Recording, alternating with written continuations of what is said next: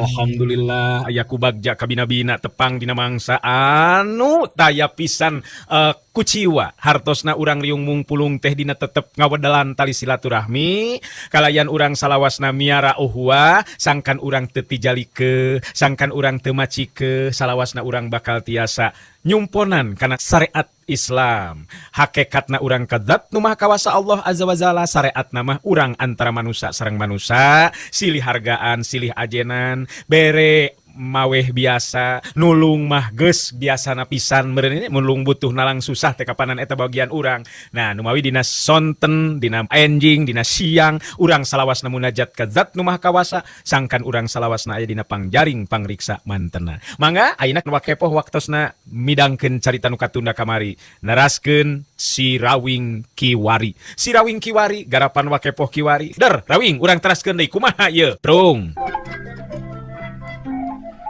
Menurutkan beja masih Rawing teh jago pilih tanding jalaman nulung ilmu nasugan we nya bisa nulungan karena kasus aja yang karudet aing ya sak teruskan kumani untari naon nyemetak jadi bingung jeung sedih teh ya akan jadi leuwih pasaranan aya penasaran hayang nyaho kana kaya nyai sabener-bener-benerna si Banteng Mulung atel bibirna sigana teh lamun teu bilu nembrong ngomongna bener nyai bet ngentong asa-asa ngentong sieun-sieun ku ngakang mamakannya maka ngawing manyugan be bisa nulungan ka nyai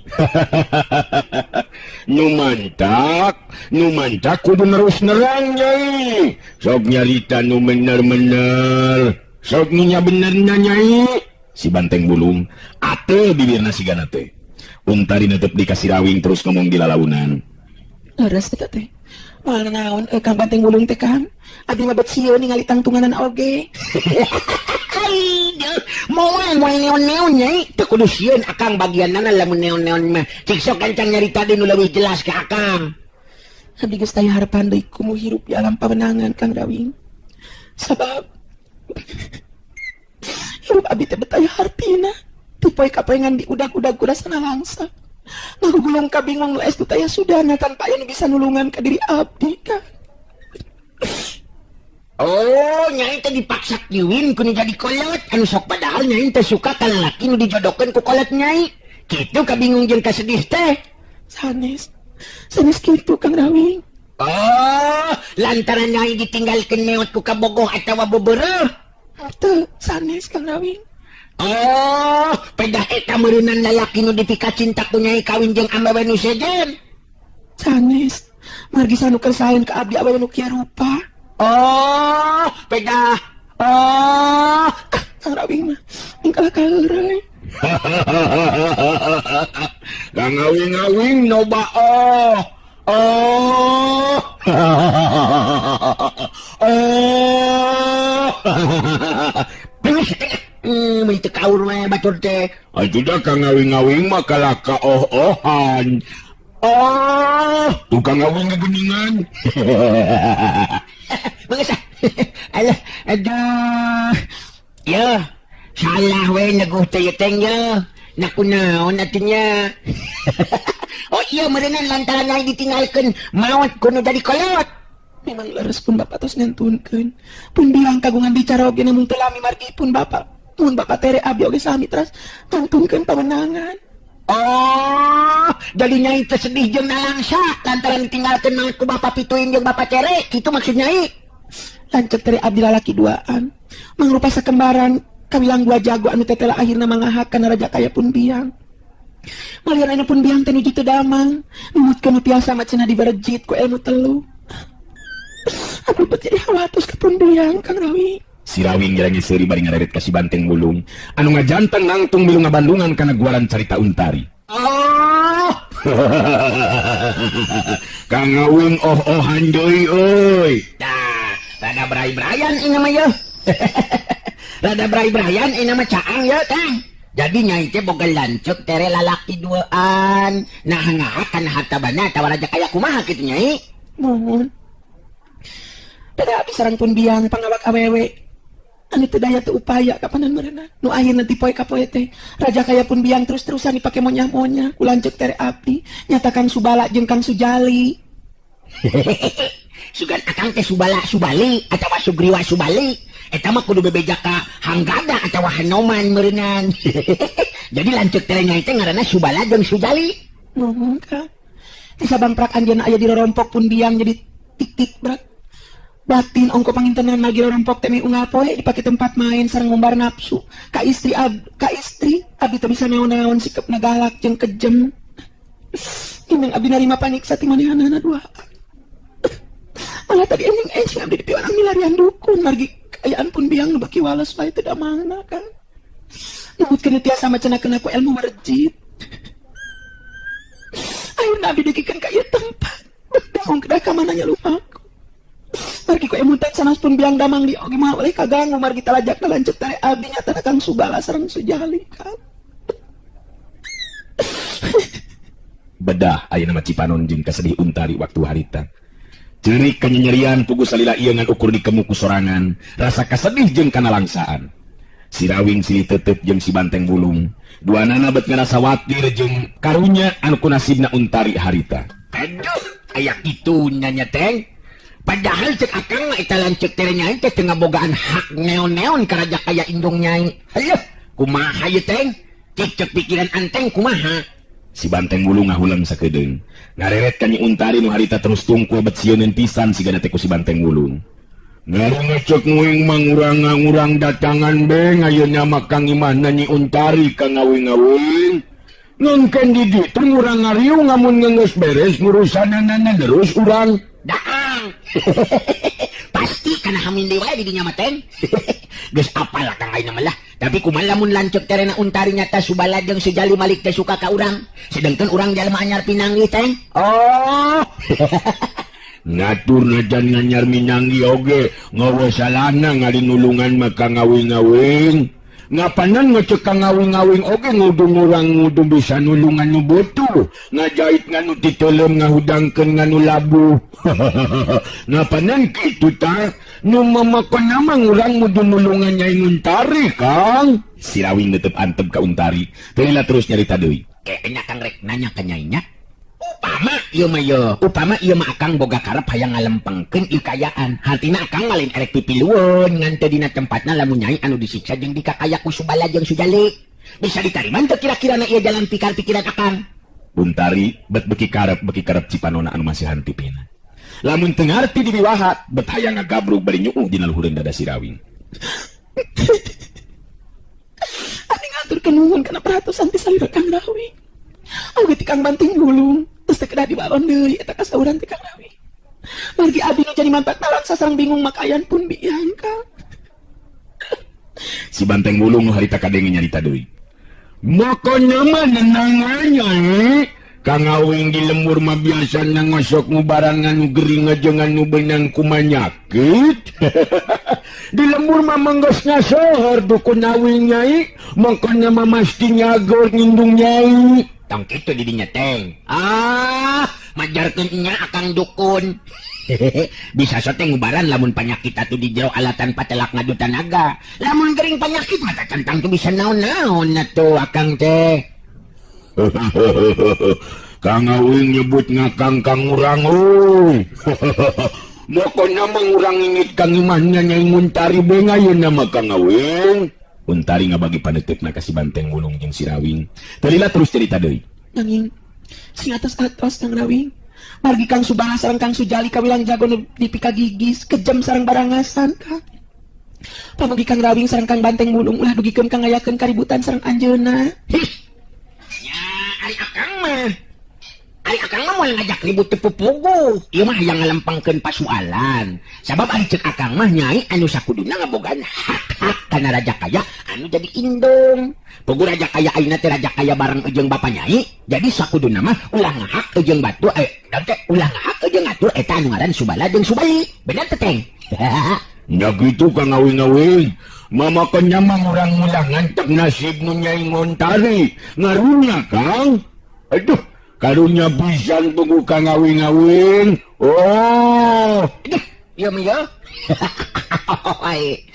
Abi teh ngaturkeun nuhun satecan oge Kang Rawing.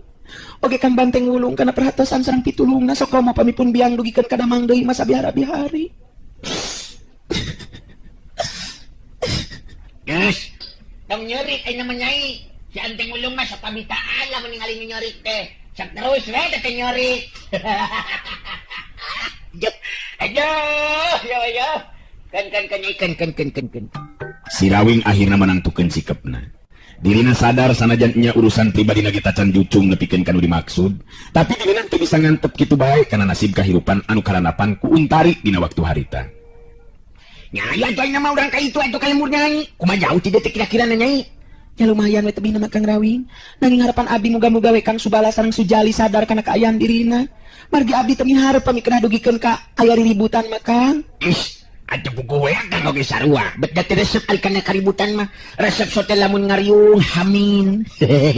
Buku deui eta mah Prabu Tumpeng paling-paling kamarkaan dina ripuhna oge. Nyalin kitu teh. Cek si Rawing bari cengkat nangtung tina diukna. Si Banteng Bulung ungeuk bari nimalan. Bener Kang Ngawing-ngawing. Oh, naniraha kitu ngariung ngaminna teh Kang Ngawing-ngawing. Ngatu nyebeh deui meureun nan ya betong teh Kang.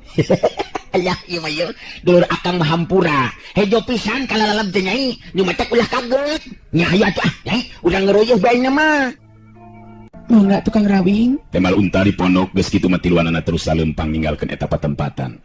Si Rawing lempang ngarendeng jeung Untari sedengkeun tukang ngeunana nuturkeun si Banteng Bulung. Tetela, memang cukup jauh oge jarak ti basisir kalemurna Untari teh. Sing horeng Untari teh geus nekat beureunan pikeun micen maneh ka laut. Sabab eueuh hartina beureunan hirup oge lamun ti poe ka poe teh waleh nyandanganna langsa jeung tunggara hirupna. Waktu tepi ka deukeut buruan imah memang bener buruan imah kolotna Untari teh kawilang buruan imah nu lega lahana. Malah wangunan imahna oge kawilang gedong nandakeun kolotna Untari teh memang jalma aya sigana mah. Untari acan wanian asup ka pakarangan imah ngareret ka si Rawing bari terus nyarita lalaunan.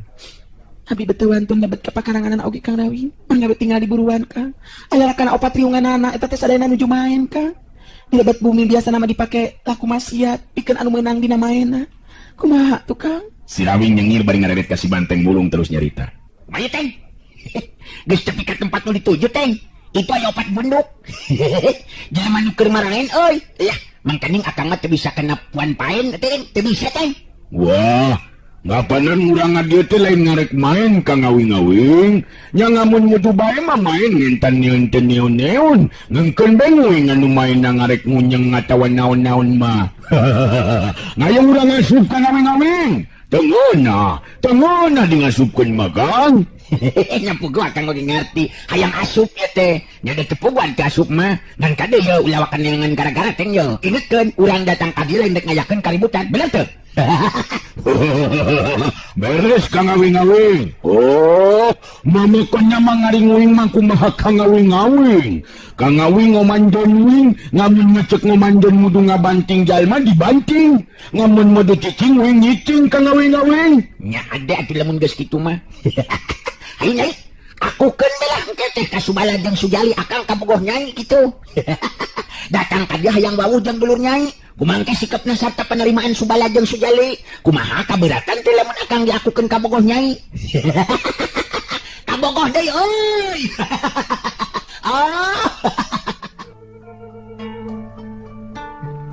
Baru beubeureun pipinu geulis Untari waktu si Rawing nyarita kitu teh. Ngawalon lalaunan.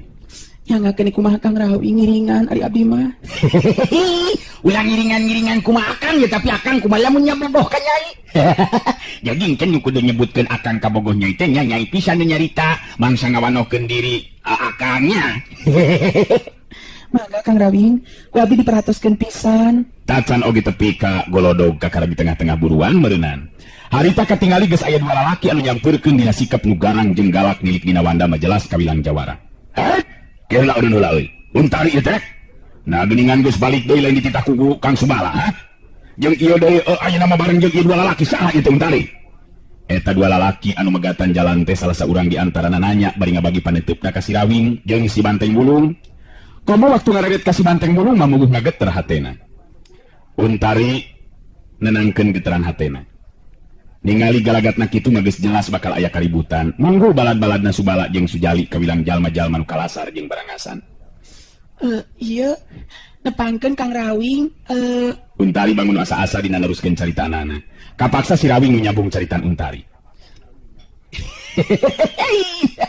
kabogoh na untari kuring datang ka dieu ngantir ieu kabogoh kuring untari maksud hayang nepungan nu jadi indung nyata indungna anu cenah mah keur gering gitu. Jadi teu kudu dipegatan lengkap sikap jeung caritaan pokoknya nu bener-bener ieu nyatakeun jen hayang panggih jeung jadi indungna keur gering depo. Sikap caritaan si Rawing tenang pisan sigana teh eta duaan anak buahna Subala teh nepikeun ka ngaburileung panonjol ambek we sigana teh ngan manehna duaan kawilang kaget oge ngadenge ngaran si Rawing baturna nu saurang di harita nyarita. Jadi anjeun teh si Rawing mentong bari jeung heureuy ngomongna sia sabab sakanya kuring si Rawing geus boga anak pamajikan. Si Rawing nyelenge seuli bari terus nyarita deui. Nya heueuh da kuring oge geus boga anak majikan atuh memang bener ngan anu geus boga anak pamajikan teu meunang kitu boga kabogoh deui teu meunang nya. Ari ambewenna sukawin jeung daekeun mah teu naon-naon lur.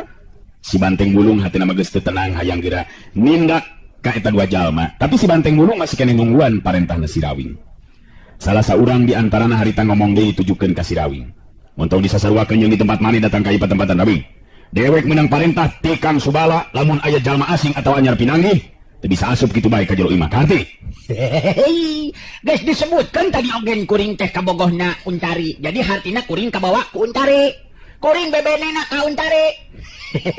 Untari babeureuhna teh kuring na masih kene kurang jelas beni kudu pasengor-sengor papureleng-pureleng pila kadarekna tamu. Kawas di mah sorangeun we. Kumaha mah nya ngajajanteng kieu di buruan teu pantes atuh lur. Anak buah Subala sanajan sikep digalak-galakeun tapi dina hatena mah pada nyarita. Nah bener kitu ieu nu bareng jeung Untari teh si Rawing teh. Tapi nah kakara datang ayeuna lamun heueuh mah kabogohna Untari. Tapi lamun nilik dina sikep jeung ciri-cirina mah sakumaha beja nu katarima memang kieu pisan cenah nu ngaran si Rawing teh. Kadenge si Rawing ngomong deui. Itu. Itu kali kating harulang kitu. Kumaha teh? Manye kuring rek sinang ngajanteng kieu di buruan. Pantes di mana katamu kieu lur? Kumaha nya ieu? Si Rawing ngarerit ka Untari anu direret terus nyarita. Abiana bari kalabat bumi Kang teu kada dihalangan sakumaha nu disaurkeun ku Kang Rawing memang kitu pisan kayaanana maksud sajana pangan kapun biang sakantenan ku abi bade ditepangkeun ka Kang Subala sareng Sujali. Nu duaan teh ngatur diri bari paneuteup teu lepas-lepas kalabah si Rawing napuguduanana memang geus meunang parentah lamun ningali Untari datang deui ulah diberi kasempetan pikeun asup ka jero imah. Untari wayahna we teu bisa diidinan pikeun asup ka jero imah. Sokomo ayeuna bareng jeung jalma asing jalma anyar pinangi akang geus meunang parentah ti Kang Subala. Untari kerung lantaran ayeuna dibarengan ku si Rawing jeung si Banteng Bulung ngadadak jadi reug-reug hatena malah bet jadi wani dina cumaritana. Nah aneh bet mere parentah sarupa kitu kuring gede teh pribumi benar-benar teu kaharti Kang Subala make jeung mere parentah kitu sagala rupa ieu teh imah kolot kuring naon hakna make jeung dihalangan kuring teu meunang asup ka jero imah halit kuring rek terus ka jero imah haling lah. Untari jadi galak dina sikepna. Atuh puguna eta dua lalaki anak buahna Subala teh jadi beureum beungeut nasabab Untari bet jadi galak jeung wanian kitu. Bet asa kasinggung hatena salah saurang di antara namun cereng bari terus nyarita kasar. Harang jadas ya, dasar bikang belekung. Pamawa kabogoh ka dieu sagala rupa diberekeun sia ta ku aing sumut teh. Wani ngomong kitu ka aing. Si Rawing nyurungkeun badan Untari lalaunan ka gigir. Ngarenak ka si Banteng Bulung bari nyarita. Kumaha ieu teh? Kapaksa ieu mah kudu aya rilibutan. Nya ada kangaranan galagatna geus kieu. Mali halangan deui mah teh. Kana duel deui mah duel. Lain duel Kang Ngawing-ngawing, duel. Nya duel. Ieu mah kana duel we duel. Kumaha geus sia teh? Wah, nganu itu matut mah kungwingkeun bae Kang Ngawing-ngawing. Ngintong molontong sia nyanyi duaan. Yang aing si Banteng Bulung nganu ngeukeur ngawal bogoh-bogohan, nganu bakal ngabanting nyanyi duaan. Montong urang ngajar sia. Sabarila tenang teng. Dagoan parentah ti akang sabab akang memang anu duaan teh bagian anteng. Akang komandoan. Kumaha ieu lur? Kekerek dihalangan kabogoh kuring Untari jeung kuring duaan asup ka jero imah. Lamun teu dihalangan kapaksa kuring bakal mere parentah kang jadi lulur. Nyatana si Banteng Bulung. Mongkon keur laparon, kabeukina teh kana ceuli atah. Kumaha ieu? Dua jago anak buahna Subala silih teuteuk. Duanana hatena memang pada ngageter komo bieu ngadenge caritaan si Banteng Bulung nu handaruan tur sayaga diri geus nimbak ka manehanna duaan milik dina tangtungan oge bet matak seber kana hate. Tapi manehna duaan kawilang jago nu dipercaya ku Subala. Bet asa piraku ari kudu nembongkeun ka risi jeung ka seber hate. Salah saurang di antarana tetep dina sikepna nu garang serepet kulap bedog harita dipesat tina salangkana. Si Rawing nyerenge seuri bari nyarita deui. Nya. Geus masalah ieu mah teh. Jadi hiji kapastian. tukang turibut ieu mah. Kumaha teh yo, geus cabut bedog kitu ningan yo. Aya, lamun kitu mah ngalagar bedog, ngajak ribut meureun lur. Kadalian aku silain kumaha. Lamun aing geus ngalagar bedog moal make asup deui kana sarangkana upama acan ngurip geutis sia. Jalma nu lancang jeung kurang ajar. Pikeun diri aing teu ngarasa sieun deuleu, rek sirubung rek sirawing. Sanajan aya buta oge aing teu sieun. Ya, kita lamun kitu mah. Ayo maju teng. Ieu anu duaan teh bagian anteng cukup nepikeun kakapayahan teng. Ngan bisa memang hayang nyapluk celina, bisa hayang nyapluk celina mah gegel we nya beakeun dua celina. Ayo maju ka teng. Nah, aya ku kabina-bina. Jalma-jalma nu kurang ajar belakok cumut ieu mah yo. Ayo. Nah, sia kabina-bina euy. Kitu nya. Kitu nya lamun kitu mah. Ayo maju teng. Ya duduan bagian anteng cukup bereskan kayaknya gagal celina sini kabeak Gajelang si Banteng Bulung gajelang kaharup. Nyagi awak jangkung gede luhur tapi da pugut pangawasana ilmu silatna mah atuh hebat. Gerakanana ilmu estimasi si Banteng Bulung mencerongkan bajagona subala tilila terus jarita. Oh. Ngayo sian nyanyi maju duaan ha? Ngurang ajar wani-waninya ngomong ngasar kana awing-awing ha? Dibandingkan kuing sia dimotongkeun sia ngawakna. Ngayo nyingkir ka ngawing-ngawing. Si Banteng Bulung harita sayaga diri pikeun yang harupan eta dua lawan. Si Lawing surti kana kayaan terus nyingkir ka gigir bari nungtun leungeun untari. Sedangkan dua jagona subala katingali harita silih tetep duanana geus pada ngalugas bedogna terus ngatur posisi tangtungan badana. Salah saurang di antarana nyarita sanajan dina hate mangga getar tapi sorot panon jeung paramanana tetep kana. Montongna saing peda boga tangtungan awak tangi gul sia Banteng Bulung. Aing mah makasieun ku awak seperti mana? Jangkung moal ditaragian deuleu. Rasakeun sia. Rasakeun nya bedog aing. Dua jago subala maju dina rajang dina waktu anu meh bareng. Tapi si Banteng Bulung ayeuna mah ngan ukur ngagilirkeun awakna saeutik parang sabetan pedog lawan ngan ukur liwat sababaraha senti tina sasaran. Salah saurang di antara ditewak kali terabah cangkengna ku leungeun sabeula. Memeh lawan sadar kana kayaan anu sabenerna awakna geus dibantingkeun manten ku si Banteng Bulung. Ha, dinangtingkeun sia ku ngai-ngai sia nguya. Wah. Kebut adaw ngagero harita panjang ngakerana eta jago nu dibantingkeun ku si Banteng Bulung teh. Karasa awakna li upama nu remek satulang-tulang. Ari baturna nu saurang ge rada mundur ngarengkog ka tukang kaget ningali kakuatan si Banteng Bulung. Ngayo, mudan nyanyi nih. Ngamun nya jago nya jeung nyanyi kang wing-wing. Ngayo sia nyaju sia. Ayo ngani saurang deui naju. Nyuna makanya mah imam moal nyieun ku nyane. Bari jeung nyengir sarta pepelengkingan nahan ka nyeri. Dibandingkeun ku si Banteng Bulung maksakeun maneh moneal hudang.